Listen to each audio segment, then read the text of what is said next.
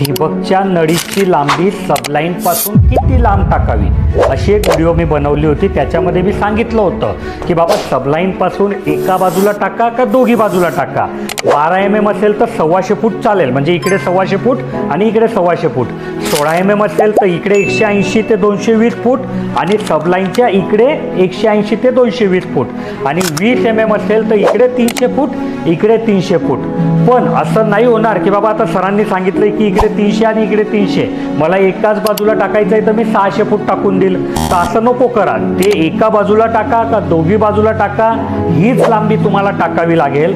आणि ह्याच व्हिडिओच्या कमेंटमध्ये या शेतकरी दादाने हिम्मत जाधव नावाच्या एका शेतकरी दादाने हा प्रश्न विचारलाय किंवा कमेंट केली आहे की चढ उताराची जमीन असेल तर 20 mm ला 300 फूट पाणी जात नाही।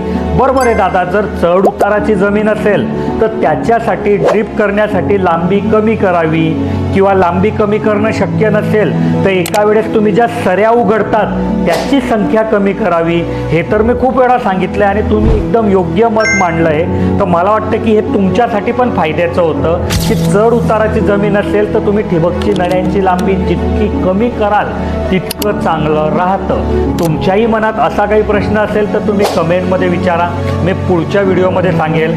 आणि जर तुम्हाला आत्ता आमच्या इंजिनियर सोबत काही बोलायचं असेल तर तुम्ही ह्या नंबरवर कॉल करू शकतात, ते तुमच्या प्रत्येक प्रश्नाचं व्यवस्थित टेक्निकल उत्तर देतील। धन्यवाद।